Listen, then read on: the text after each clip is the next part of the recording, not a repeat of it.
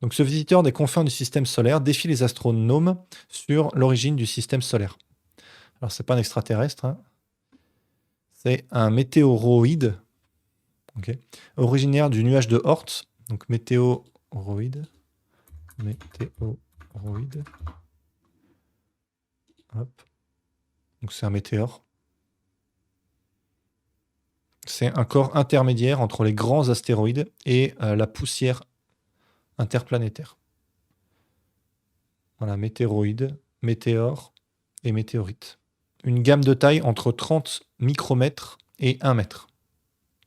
C'est des limites arbitraires.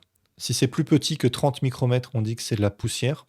Et si c'est au-delà de 1 mètre, on dit que c'est un astéroïde. Donc entre la poussière et l'astéroïde, vous avez les météores, météoroïdes. Son errance et sa petite taille l'amènent en général à être capturé, le plus souvent en quelques millions à centaines, j'ai perdu en zoomant, à quelques centaines de millions d'années dans le champ gravitationnel d'une planète. Ok, s'il pénètre dans l'atmosphère terrestre, ça produit un phénomène lumineux qu'on appelle météore. Donc météore, c'est la chute du météoroïde. Et selon la luminosité produite, le météore est rangé soit dans la catégorie des étoiles filantes ou des bolides.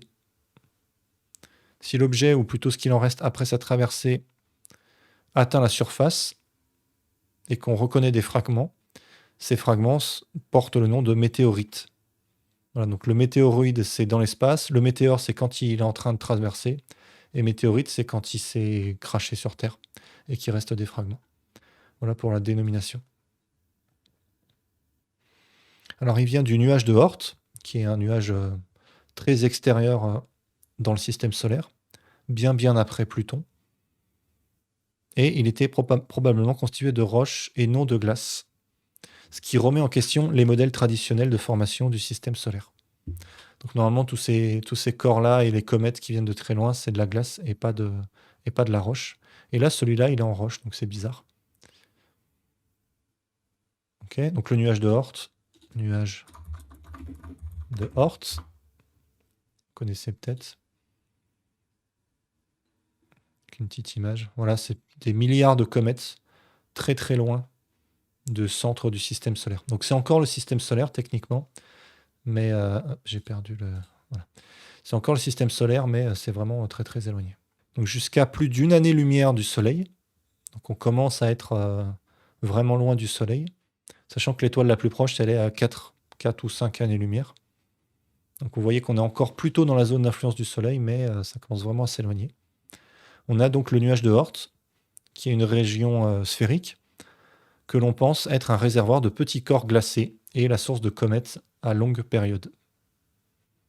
Donc on n'a jamais observé directement d'objets dans le nuage de Oort, mais tous les objets qui viennent de ce nuage et qui arrivent à proximité et qu'on peut détecter. Et jusque-là, ils étaient tout le temps constitués de glace. Okay. Et ça permet de faire la distinction entre plusieurs modèles de formation du système solaire. Donc savoir si on récupère de la glace ou de la roche, c'est important pour savoir comment s'est formé le système solaire. Et normalement, il n'y a que des objets de glace qui sont loin comme ça, et pas d'objets rocheux. Alors, salut Anis, on ne connaît toujours pas où se trouvent les limites de notre système solaire. En fait, c'est juste une question de définition. Donc les Américains, ils ont envoyé Voyager, c'est l'objet fabriqué par les humains qui est le plus éloigné du Soleil, de la Terre. Et il a traversé une certaine limite, et donc eux, ils disent que c'est que la sonde est sortie du système solaire, parce que c'est une sorte d'achievement, merde, comment on dit achievement en français? Achievement. Je joue trop aux jeux vidéo, je sais plus. Un exploit, voilà. C'est un exploit, c'est une réalisation. Mais on pourrait leur dire que non, le système solaire, en fait, il va bien plus loin que ça, que cette limite-là. Voilà, il est sorti de l'héliosphère le 25 août 2012. Globalement, il s'arrête là où l'attraction gravitationnelle du Soleil s'arrête, mais c'est où? Bah ouais, bonne question, ça s'arrête jamais vraiment en fait, parce que la portée d'une attraction gravitationnelle, elle est infinie. Donc assez rapidement, quand vous vous éloignez du Soleil, ça devient quasiment nul, quasiment négligeable. Mais techniquement, hein, mathématiquement, c'est en 1 sur r carré. Donc je peux te tracer la courbe, hein, sans rentrer dans le détail mathématique. En gros, tu as... hop. Si tu regardes l'intensité du champ gravitationnel en fonction de la distance, voilà, ça c'est la force gravitationnelle. Et ben la courbe, elle ressemble à quelque chose comme ça. Hop. Et tu vois, j'ai beau m'éloigner encore et encore, eh ben, je vais jamais être pile à zéro. Il y a toujours un tout petit peu de... Et donc, quand tu as plusieurs étoiles comme ça, le Soleil, Proxima du Centaure, voilà, d'autres étoiles autour, eh ben, savoir à quel moment tu es plutôt sensible au Soleil ou à l'autre, ça peut se définir, hein. On l'a vu que entre le Soleil et la Terre, il y avait un point qui s'appelle le point de Lagrange ici, tac, où on est autant attiré par le Soleil que par la Terre. Donc on n'est plus vraiment dans l'attraction terrestre, on n'est plus non plus vraiment dans l'attraction solaire, on est un peu entre les deux. Et tu vois que le Soleil, il est beaucoup plus gros que la Terre, mais ce point, il est plus loin. Et donc il y a eu plus de diminution de l'attraction solaire. Et donc sur ce point-là, qui est le point de Lagrange, ben, on peut considérer qu'on est à peu près entre les deux. Donc on sort de l'influence du Soleil et on commence à être dans l'influence de la Terre. On peut faire pareil avec les étoiles et dire que ben voilà, là, cette zone-là, c'est plutôt des objets qui vont être attirés par le Soleil plutôt que par les autres étoiles. Donc ça, c'est la définition par l'attraction gravitationnelle. Après, tu as le nuage de Oort. Donc Proxima, je crois qu'elle est à 4 années-lumière. Proxima du Centaure. Donc c'est l'étoile la plus proche du Soleil. Voilà, 4,2 années-lumière. Et les autres, bah, elles sont voilà, à peu près 4, ouais. Et les autres, elles sont à... Voilà, la plupart des étoiles qu'on voit dans le ciel, elles sont à typiquement 100 années-lumière, un truc comme ça. 50, 100, 150. Et donc, bah, tu peux essayer de dessiner comme ça une sorte de sphère. Mais le nuage de Oort, lui, il est à 1 année-lumière. Donc, tu vois, là, tu divises ça par 4. Il est ici, là. Donc, tu pourrais aussi dire que la limite du système solaire, c'est là. La prochaine à 11, ok. Ouais. Donc, tu vois, elle est quand même... Mon dessin n'est pas tout à fait à l'échelle. Et Voyager, elle a pas du tout passé le nuage de Oort. Elle est à la limite de l'héliosphère, ce qu'on appelle l'héliosphère. Tac. Ah non, mais c'était là. Héliosphère. Hop, c'est où la date? Voilà. Et il y a aussi ça, le choc terminal. Tu vois, c'est ça, c'est plein de définitions qu'on pourrait prendre pour la sortie du système solaire. Donc le choc terminal, c'est l'ensemble des points où la vitesse du vent solaire devient subsonique par rapport à l'étoile. Donc qu'est-ce que ça veut dire? Ça veut dire que le Soleil émet plein de particules, des électrons, des protons. Ça, c'est le vent solaire.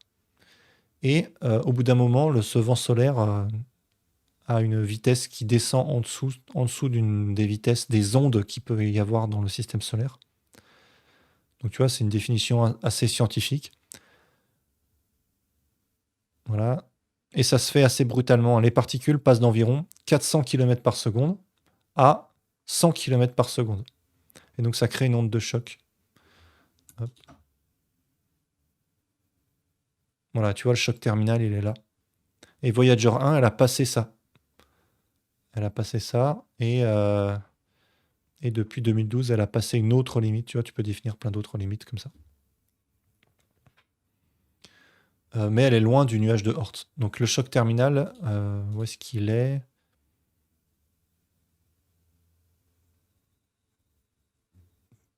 Voilà, on est à quelques dizaines d'unités astronomiques.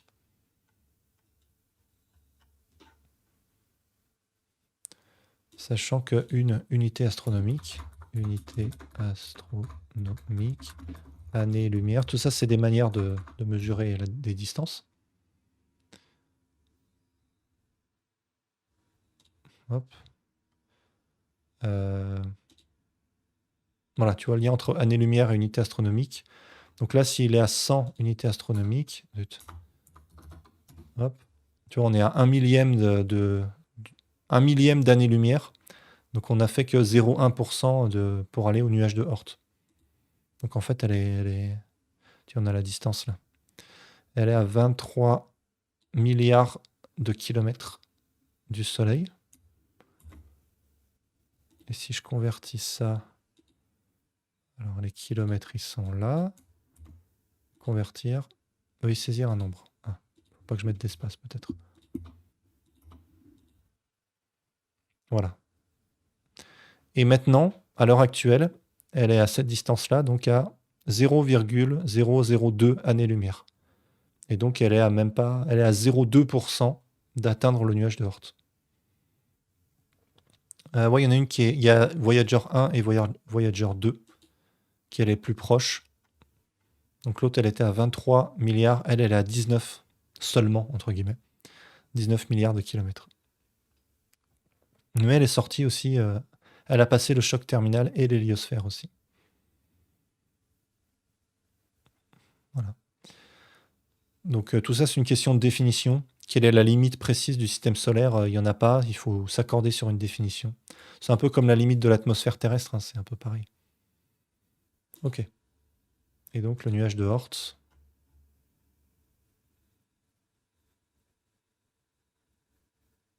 Voilà, en unité astronomique, tu vois, c'est beaucoup, vous voyez, c'est beaucoup plus important.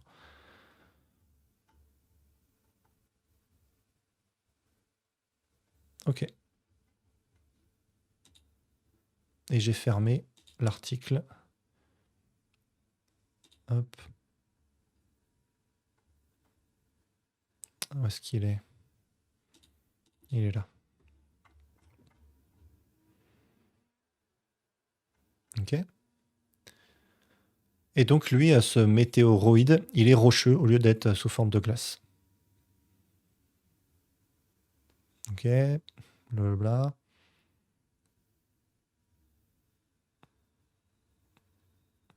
Ok, ils analysent son orbite.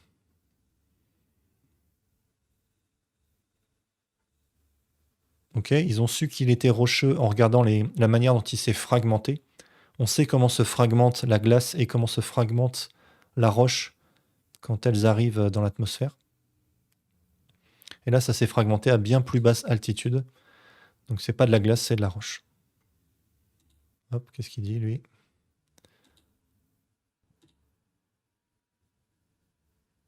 Ok, donc voilà une trajectoire très elliptique. Et pas du tout dans le plan des planètes, le plan de l'écliptique. Le plan de la trajectoire de la Terre. Donc vous voyez, là il y a la ceinture de Kuiper. Et le nuage de Oort, il est très très très très loin. Sachant que là on est déjà loin, vraiment loin du Soleil, hein. Ça c'est la ceinture d'astéroïdes entre Mars et Jupiter. Et d'habitude, ce genre d'objets rocheux, ils arrivent de très près.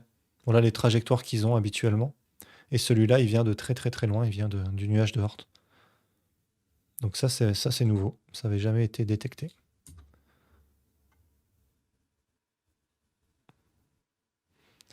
Ok. Et donc il faut revoir les modèles de formation du système solaire. Parce qu'avec les modèles actuels, normalement, on n'a que de la glace. Ok. Voilà. Je ne sais pas si vous avez d'autres questions. C'était intéressant, hein. Hop. Voilà, nuage de Oort.